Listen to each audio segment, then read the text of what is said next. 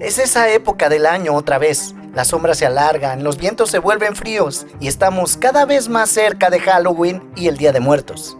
Cuando la telaraña finamente tejida de un velo entre los vivos y los muertos se desvanece como carne podrida de zombie. Y eso significa que es hora de historias de miedo. Aquí te dejo 3 historias de terror.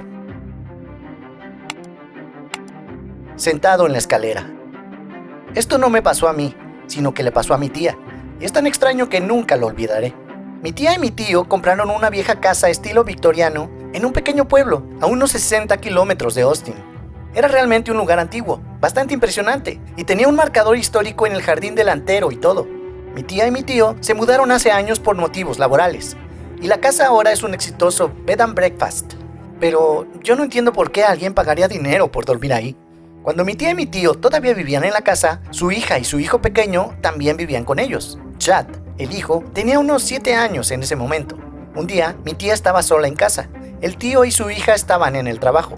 Chad estaba en la escuela. La señora que limpiaba la casa ya había ido y venido por el día. Mi tía estaba en el estudio, trabajando en un proyecto o algo. En esta casa, si te sentabas en el escritorio del estudio, tenías una vista clara del pie de las escaleras. Estaba sentada en la computadora, cuando miró hacia arriba y vio a un pequeño sentado al pie de las escaleras, mirándola. Tenía aproximadamente la misma edad que Chad, y ella asumió que era un amigo de la escuela. Ella le preguntó su nombre, y él no respondió. Ella pensó que era raro, así que le dijo que tenía que estar en la escuela o irse a casa. Ella miró hacia abajo por un segundo, y cuando miró hacia arriba, él se había ido. Cuando Chad llegó a casa de la escuela ese día, ella le dijo que uno de sus amigos había estado en la casa. Él dijo que de ninguna manera. Todos mis amigos estaban en la escuela conmigo. Ella describió al niño, y Chad se quedó muy callado. Dijo, «Oh sí, lo conozco.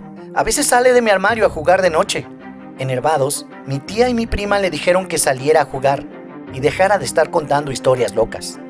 Un par de meses después, mi tía estaba investigando la historia de la casa y descubrió que un niño de 8 años había fallecido ahí de leucemia en los años 70. Encontró un viejo artículo de periódico sobre su muerte, con una foto que reconoció. Era el mismo chico que la había estado mirando en las escaleras ese día. La niñita que no era. Viví en una casa del infierno durante 4 años. Desde los 11 hasta casi los 16. Constantemente pasaba algo. Puertas que se abrían y cerraban, voces, pasos. Nada se quedaba donde lo pusiste. Estaba mucho tiempo sola ahí, porque mis padres trabajaban y yo estaba constantemente aterrorizada. Sin embargo, una de las cosas más perturbadoras era la niña en mi baño. Cada vez que pasaba por la puerta de mi baño, que era constantemente ya que estaba justo afuera de mi habitación, veía a una niña pequeña con cabello rubio rizado y un vestido color rosa. Ella se quedaba ahí, mirando, luciendo como una fotografía de 1905. Empecé a mantener la puerta cerrada para poder pasar sin verla, pero ella siempre estaba ahí cuando la abría.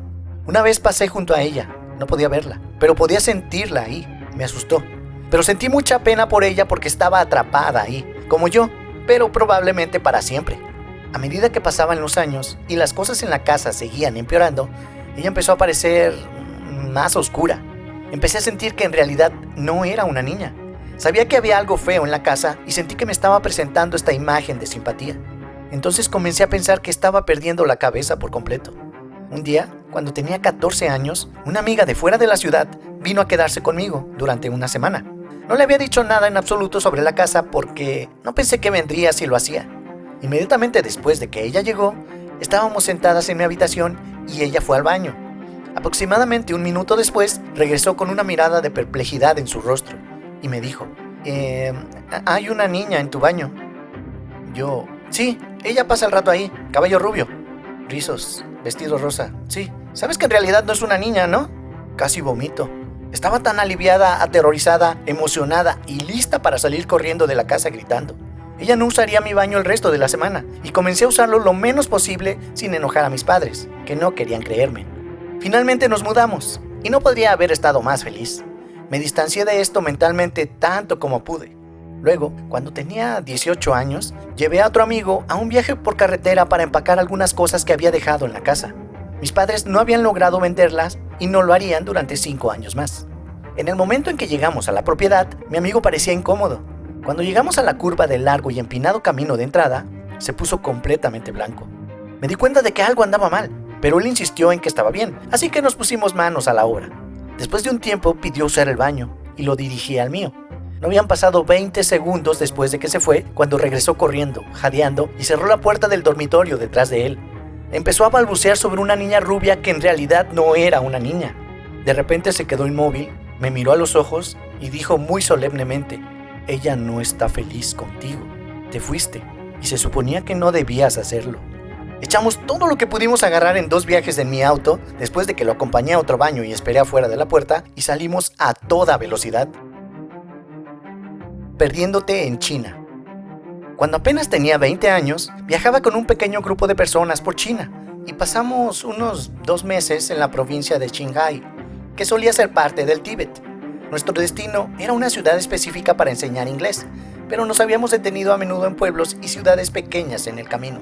Un día, llegamos a un pueblo rural muy pequeño, nada inusual. Pasamos solo un par de días ahí, comprando comida en los mercados y caminando para ver los lugares de interés, aunque no había muchos. Esto fue en pleno invierno, en febrero, y toda la hierba de las colinas y llanuras alrededor de la ciudad estaban muertas y marrón. La sensación general era la del tipo normal de desolación que experimenta cualquier lugar rural en invierno. En ese momento de mi vida, las cosas me iban increíblemente bien. Y lo digo porque mi adolescencia había sido bastante oscura. Pero la abrumadora buena suerte de poder viajar y estos amigos cercanos que había hecho el año pasado habían cambiado mis sentimientos y mi actitud hacia la vida. Era como si fuera una persona completamente nueva. Estaba extasiada de estar en el Tíbet. Me dormía con una sonrisa en la cara todas las noches. En nuestro segundo día en este pequeño pueblo, me desperté sintiéndome un poco extraña. No mal, simplemente extraña. Como si mis pensamientos y sentimientos normales se hubieran bajado, como en un dial. Todos decidimos dar un paseo por las colinas justo detrás del pueblo, donde había una pequeña cumbre con un montón de rocas y algunas banderas de oración. Para ser honesta, había pequeños altares como estos en todas las otras colinas, pero nos dio algo que hacer. Mientras subíamos las colinas detrás del pueblo, comencé a sentirme cada vez más extraña. No estaba asustada, no me sentía enojada ni tenía ninguna emoción fuerte. De hecho, era como si la emoción estuviera saliendo de mí de alguna manera y me estaba sintiendo más y más ausente, más y más vacía. Mi mente comenzó a sentirse un poco confusa y cada vez más sentía que simplemente no me importaba nada. Una pequeña y rápidamente menguante parte de mí comenzó a entrar en pánico.